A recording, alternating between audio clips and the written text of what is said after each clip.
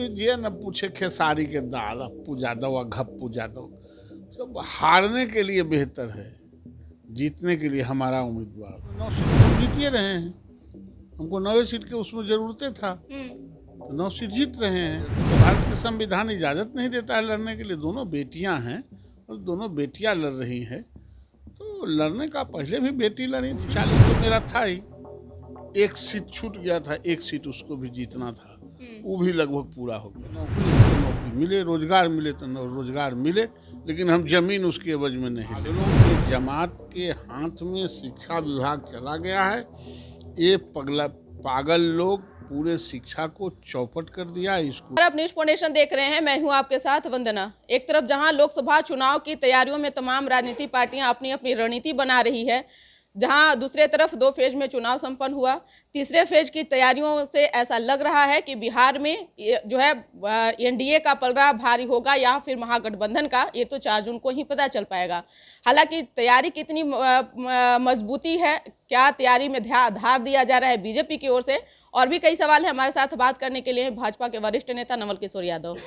आप लोगों का जो कॉन्फिडेंस है, आप लोगों ने कहा कि हम 2 फेज का जो चुनाव हुआ उसमें अधिक सीटें हम जीत रहे हैं, लेकिन आप लोग पूर्णतः क्यों नहीं कह रहे हैं कि हम सभी सीटें जीत रहे हैं? अधिक ये क्या कहा है कि अधिक सीटें जीत रहे हैं?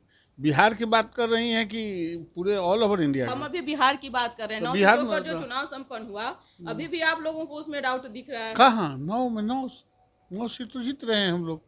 जो से फर्स्ट सेकंड फेज में हुआ उसमें 9 सीट तो हम जीतिए रहे हैं। हमको 9 सीट के उसमें जरूरतें था तो 9 सीट जीत रहे हैं। लेकिन ये कॉन्फिडेंस सिर्फ नवल किशोर यादव ही दिखा पा रहे हैं, बाकी नेता में क्यों नहीं ये दिख रहा है? अरे नहीं, हमारा सब नेता में है। हम जा रहे हैं क्षेत्र क्षेत्र घूमने तो हम न बताएंगे। आप जा रही हैं नेता मिलने के लिए तो आप न कुछ बताइएगा। इसलिए 9 सीट पर हुआ है, 9 सीट हम लोग जीतेंगे फर्स्ट सेकंड फेज में।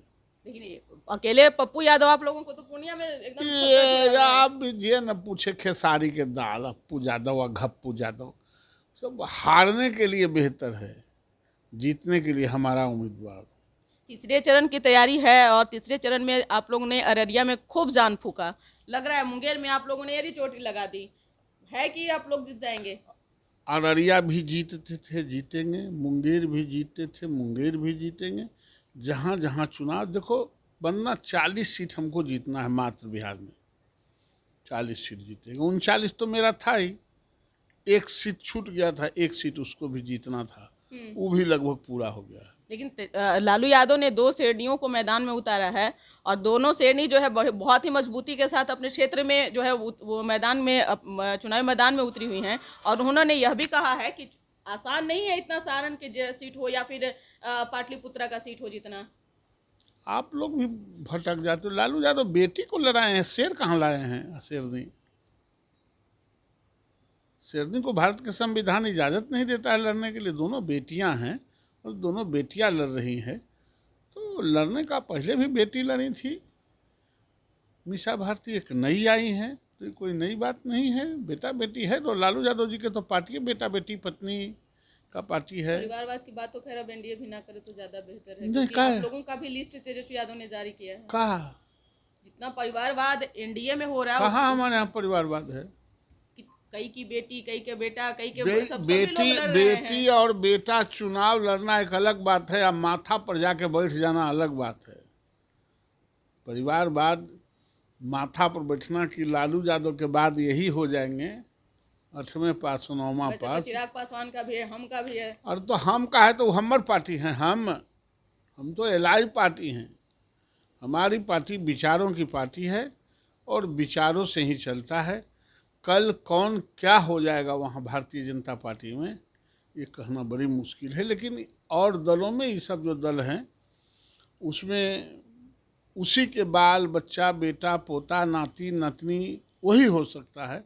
हमारे यहाँ ऐसा नहीं चलता है। लालू यादव ने भी सोशल मीडिया पर जो है बड़ा फहरिस्त जो है उन्होंने जारी किया और उसमें उन्होंने कहा कि प्रधानमंत्री नरेंद्र मोदी जो है सिर्फ शमशान की बात करते हैं, उसके बाद हिंदू मुस्लिम की बात करते हैं, और अगर जब नौकरी की बारी आती है या फिर रोजगार की बात आती है तो आप लोगों ने तो जिक्र करना ही बंद कर दिया। नहीं, जिक्र कहाँ बंद कर दिया है? नौकरी की भी बात करते, खाली जमीन लेने की बात नहीं करते हैं।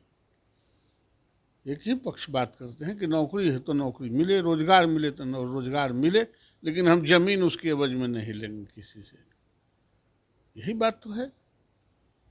लेकिन जब ऐसा आप लोग लगा रहे हैं, आप लोगों पर भी आरोप लग रहा है ना। आप लोगों को कहा गया कि आप लोग वासी पाउडर है, आप लोगों का जो मशीन है वो इसमें कोई भी भ्रष्टाचार आते हैं तो वो भी अच्छा मान लेते हैं आपने कोई मकान को लिया, उसमें गंदगी है तो गंदगी को मकान को साफ नहीं करो। आप कोई वस्त्र है और वस्त्र गंदा हो गया तो उसको साफ आप नहीं करती हैं, वो एक अलग बात है। हम लोग साफ सुथरा छवि वाले लोगों को रखते हैं और साफ सुथरा कर देते हैं। वो अमृत क्या, जिसमें जहर भी घुल जाए तो अपना पूर्वत स्थान छोड़ दे, वो जहर भी अमृत में तब्दील हो जाए, उसी का नाम अमृत है ना। अमृत और जहर में क्या फ़र्क है? जहर में कुछ भी डालोगी तो जहर हो जाएगा, अमृत में कुछ भी डालोगी, जहर को भी डालोगी तो अमृत बन जाएगा, उसी का नाम अमृत है। तो ये तो विचारों की पार्टी है, अमृत धारा बहता है इसमें। अगर कुछ लोग इधर उधर से भी आ गए भटक के तो उसको ठीक कर दिया जाता है। बिहार में आपको लग रहा है कि महागठबंधन चुनाव लड़ रही है? जिस तरह से कांग्रेस का कोई ऐसा नेता जो है मंच पे नहीं दिख रहे हैं, लेफ्ट पार्टियों के भी बहुत ऐसे नेता हैं जो कि स्टार प्रचारक में भी उनका जो है लिस्ट में नाम है, लेकिन दिख नहीं रहे हैं। क्या लग रहा है आप लोगों को? वंदना, दिखने की बात नहीं है, बात यह है कि ये लोग चुनाव लड़ने के लिए लड़ रहे हैं और एनडीए गठबंधन चुनाव जीतने के लिए लड़ती है। दोनों में फ़र्क है। कुछ लोग परिवार, बेटा बेटी के लिए, भाई बहन के लिए लड़ते हैं और हम लोग देश के लिए लड़ते हैं। दोनों में इतना ही फ़र्क है। तो जो देश के लिए लड़ने वाला है, जो देश को बेहतर भारत बनाना है, जो सक्षम भारत बनाना है, उसका दृष्टिकोण, और बेहतर परिवार बनाना है, बेहतर भाई बहन बनाना है, उसका दृष्टिकोण में बहुत फ़र्क पड़ता है और उसी आधार पर सारे चीज़ होते हैं। एक अंतिम सवाल है कि इन दिनों शिक्षा विभाग को लेकर के फिर चर्चाएं तेज हो चुकी है, क्योंकि गर्मियों की छुट्टी को लेकर के जो है आपस में ही लोगों का जो है जो झगड़ा लड़ाई है वो देखने के लिए मिल रहा है। शिक्षक को भी लू लगने के कारण कई शिक्षक के भी जो तबीयत भी खराब हो गई है, जान भी गई है। क्या लग रहा है, शिक्षा विभाग क्यों नहीं आप लोगों की बातों को सुन रहा है, या फिर आप लोग का जो एक तरह से धार जो था वो कमजोर हो गया पूर्णतः बिहार में? कोई कमजोर नहीं हुआ है। पागल आदमी के सामने, जो पागल आदमी रहता है ना, तो पागल को कुछ नहीं पता चलता है। ये पागलों के जमात के हाथ में शिक्षा विभाग चला गया है। ये पागल लोग पूरे शिक्षा को चौपट कर दिया, स्कूलों को चौपट कर रहा है, पूरा घोटाला कर रहा है, पूरा बेंच खरीद रहा है। 1 लाख का काम 2.5 लाख में, 1500 का बेंच डेस्क 5500 में, इस तरह से 50,000 से लाख रुपया का टीन का सेट 5 लाख रुपए में बना के पूरे बिहार के स्कूलों को लुटवा रहा है।